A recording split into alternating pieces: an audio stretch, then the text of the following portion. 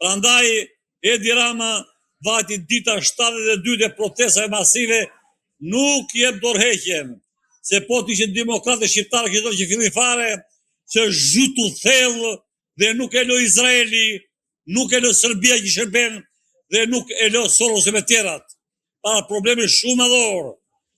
Pra nuk është aq i thjesht dhe populli po lodhet demonstrata që të largohet ky ndyrësir dhe ai s'po akoma. Zoti Limaj, në këtë rast, a mendoni se Amerika mund ta shpëtojë Shqipërinë ashtu siç bëri presidenti Woodrow Wilson në vitin 1920, apo situata tashmë ka ndryshuar? Amerika ka interesa të mëdha në gjithë botën. Dhe keni parasysh se shpërfaqëson Shqipëria në raport me botën, me Europën dhe pjesërisht me Ballkanin. Ne jemi një vend do ishim zvisur sot. Vend i lullzuar, sepse po të shikosh pasuritë kombëtare ka nën toksore mbi toksore, natyrën, njerëzit, si përfaqen sot Shqipëria do ishte në zvisër me të ardhurat, po është bandë kriminale më ashpër që ka patur që nga 1912 deri më sot. Ahmet Zogu nuk ka bërë gjë fare në krahasim me këto që bën Edi Rama. Ne në universitet mësonim historinë kundër Ahmet Zogut. Shikoni që ka bërë Edi Rama e krahasim me Ahmet Zogun. Si konsideroni faktin që Serbia pritet të hapë një konsullat të saj në Shkodër? Po, në kanalin televiziv tjetër shpjegova që kjo është vazhdimësi e strategjisë Edi Ramës, i cili shërben në mënyrë besnike Beogradit dhe ka braktisur Kosovën. U jam diplomat dhe e di mjaft në konventën e Vjenës dhe dokumentat tjera ndërkombëtare ku hapen ambasadat, ku hapen legatat dhe ku hapen konsulatat. Konsulata që po hap Serbia realizoi qëllimet e saj që ka pasur historikisht që nga vitet 1956 me shtetet e tjera kufitare për ta ndarur influencën e saj Shqipërinë në 3 zona të mëdha. Dhe Shkodra ka qenë pika kryesore e Serbisë dhe realizoi me Ramën. Dhe shikoni, të gjitha vendimet dhe ligjet e Edi Rama bën fshehurazi dhe ato shpërthejnë befasisht. Ne mësuam hapjen nga ministri i jashtëm i Serbisë dhe jo nga ministri dhe kryeministri i Shqipërisë, merrni mend. Konsullata hapet në ato kur ka minoritet. Shikoni në qarkun e Shkodrës, sipas të dhënave zyrtare, serb dhe malazes janë gjithsej rreth 47-50, gjithë qarku Shkodrës. Pra nuk ka asnjë lloj shifre bindse për minoritet serb në Shkodër. E dyta, nuk ka investime të nivelit të lartë strategjik Serbia në Shkodër që të monitorojë to. Pra do hapet një zyrë agjenturore serbe në Shkodër për vazhduar realizimin e qëllimeve të saja që ka pat gjithmonë për të hapësira. Zoti Limaj, si mendoni pse ndodhin të tilla veprime nga ana e kryeministrit Edi Rama? Është i kapur, i shantazhuar nga Beogradi apo ka diçka tjetër në mes? Unë nuk kam asgjë personale me Edi Ramën, pavarësisht çfarë ka bërë ai. Unë kam me atë dheun tim. Ju duhet kuptoni mjaft mirë që prandaj bota ka bërë 2 herë nga 4 herë kryeministrin.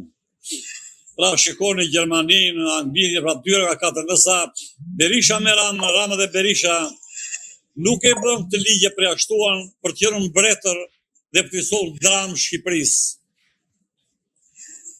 Prandaj janë 2 probleme. Në radhë parë një herë Edi Rama shqiri pa shkollë, pa arsim, pa kulturë. E ka shpjeguar. Ka marruar shkollën për pikturë që s'ka lidhje fare me kulturën shtetërore. Nuk romat, nuk është ushtarak madhor, nuk është ekonomist, nuk është politikan.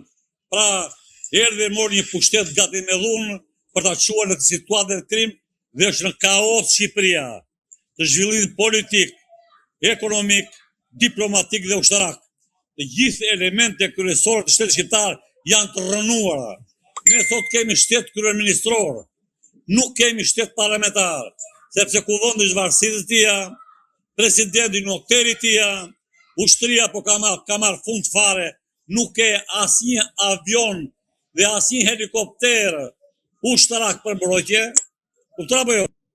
Shqipëria është udhkyq dhe diplomacia dhe politika jashtme është krizën më të madhe. Edi Rama ka braktisur alatën strategjik, braktisi Amerikën, braktisi Turqinë, braktisi pjesërisht Italinë, si të alatët kryesor tanë strategjik, dhe këtë ja ka dhënë Izraelit, i cili nuk është alat strategjik me vendi kuvendi, nuk është antar i NATO-s dhe nuk është superfuqi ushtarake rajonale. Shqipërinë e ka futur sokak. Si mendoni pse e ka zhvendosur këtë raport të marrëdhënieve strategjike nga Turqia drejt Izraelit, duke qenë se në aspektin ushtarak me Turqinë ishin edhe marrëveshje të tilla që mund ta fuqizonin më tej ushtrinë shqiptare?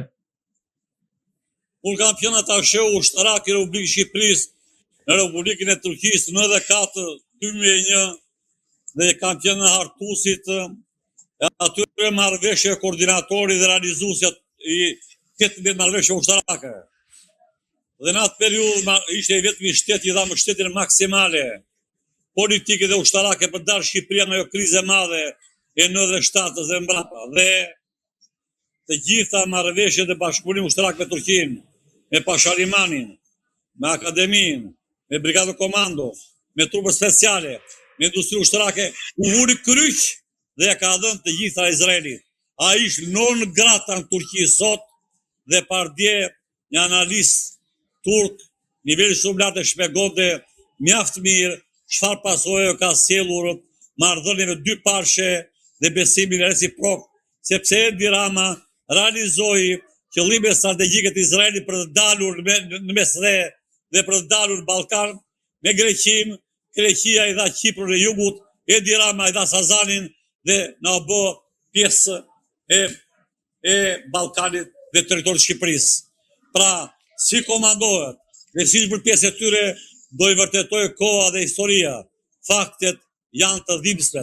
Ai komandohet nga Izraeli, komandohet nga Beogradi dhe nga pjesë e Amerikës, e cila ka mbështetur historikisht me Sorosin. Zoti Limaj, a mendoni në këtë rast se presidenti turk Recep Tayyip Erdogan i ka hequr vizën Edi Ramës? Ka kohë që ai ka hequr vizën dhe Turqia u rren. Sa gazeta Miljet botoi shkrimin e madh. Që na vjen rënd se nuk thon Edi Rama, po kryeministri i Shqipërisë mondiale. Edi Rama presje palacio i botës. Edi Rama dynja nën palacio su turqisht në gazetë kryesore Turqisë. Unë nuk kam hall se nuk më lidh gjë fare me Edi Ramën, por të gjitha emisionet televizive që bëhen komentet në Angli, në Amerikë, në Gjermani, në Itali, në Turqi, deri në Australi, nuk thon Edi Rama, po thon kryeministri i Shqipërisë Edi Rama, dhe pasqyrojnë të gjendje dramatike që i ka sjellë këtij vendi të bekuar, që nga i vend do ishte sot i lulëzuar, e ktheu me beton dhe u dha, jo i shiti, u fali mafjas botërore dhe shqiptare. Ne në marrëdhënie shtetërore që kemi punuar, reagoni për kritik të vogël dhe jepi po që nevojë dorëgjë më hershme. Ndërsa ky është ngritur populli shqiptar në këmbë dhe është bërë objekt i medias botërore dhe diplomacisë botërore, dhe ky rri akoma kryeministër në ditën e 72 që gjemon Tirana dhe gjithë bota shqiptare. Çfarë morali ka ky njeri, ku brenda dhe jashtë shtetit është bërë objekt më keq se në 97 Shqipëria?